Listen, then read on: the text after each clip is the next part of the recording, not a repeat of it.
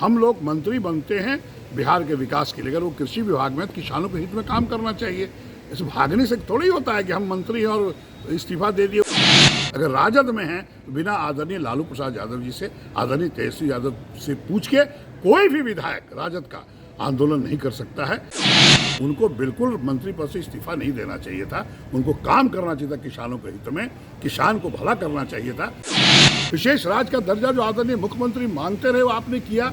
आप बिहार के लिए कुछ कर नहीं रहे हैं और आप आने की बात कर रहे हैं। आए या काम करें, लेकिन जनता सब देख रही है। जनता आपकी बातों पे अब नहीं बरगलाएगी।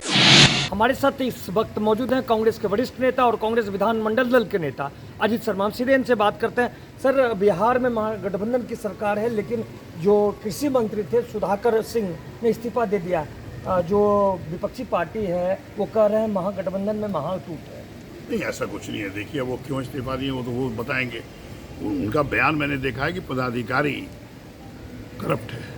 करप्ट का मतलब होता है भ्रष्टाचार से डूबे हुए हैं। लेकिन आदरणीय मुख्यमंत्री ने क्या कहा कि वहाँ के जो पदाधिकारी हैं वो सबसे अच्छे हैं। लेकिन निश्चित तौर पर देखिए, मंत्री का काम क्या है? मंत्री पदाधिकारी से ऊपर होता है। सरकार वो चलाता है, विभाग चलाते हैं। वो अगर जो आदेश देंगे वो पदाधिकारी को मानना है। अगर वो नहीं मानते हैं तो उनको माननीय मुख्यमंत्री से बात करनी चाहिए। इस्तीफा इज नॉट अ सॉल्यूशन।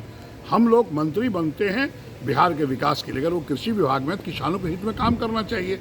इस भागने से थोड़ी होता है कि हम मंत्री हैं और इस्तीफा दे दिए उससे विकास थोड़ी होगा। विकास तो अवरुद्ध होगा। लेकिन निश्चित तौर पर मेरा मानना है कि उनको रह के काम करना चाहिए था। आंदोलन की बात कर रहे हैं सुधाकर सिंह, अब पूर्व मंत्री हो गए हैं, कह रहे हैं कि आंदोलन करेंगे। विभाग में जो है भ्रष्टाचार है, इसी के लिए वो जो है इस्तीफा दिया। ये बताइए कि वो किसी राजनीतिक पार्टी से जुड़े हुए हैं कि नहीं?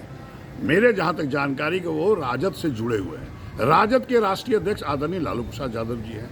बिहार में हमारे उप मुख्यमंत्री नेता आदरणीय तेजस्वी यादव जी हैं।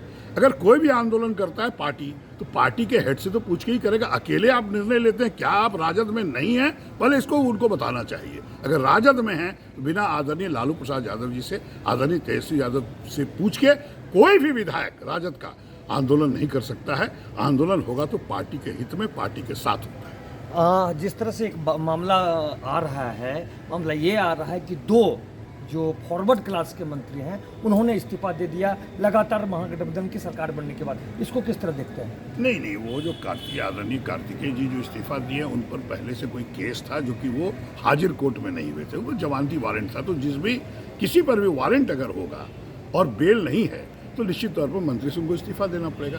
तो वो कोई कारण नहीं है। सुधाकर जी देखिए, यहाँ फॉरवर्ड और बैकवर्ड की बात नहीं होती है। कोई भी मंत्री बने, किसी भी जात का बने, यहाँ जाति पात से ऊपर उठ के राजनीति होती है और विकास होता है।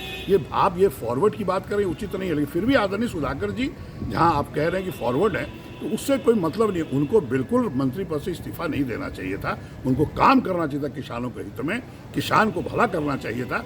और जो आदेश वो दीजिएगा पदाधिकारी वो मानेगा ही। और अगर पदाधिकारी नहीं मानता है तो उसका निर्णय कौन लेगा? आदरणीय मुख्यमंत्री उनको बोली कि साहब ये पदाधिकारी काम नहीं कर रहा है। भागने से किसानों का हित नहीं होगा। इसलिए मेरा मानना है कि उनका इस्तीफा कोई मतलब का नहीं है। उनको काम करना चाहिए था। ऐसे उन्होंने दिया, वो उनसे पूछिए क्यों दिया। सर, दूसरा क्वेश्चन है कि लगातार केंद्रीय गृह मंत्री अमित शाह फिर से बिहार आ रहे हैं और इस बार जयप्रकाश नारायण की जन्मभूमि सिताब दियारा पहुंच रहे हैं 11 अक्टूबर को।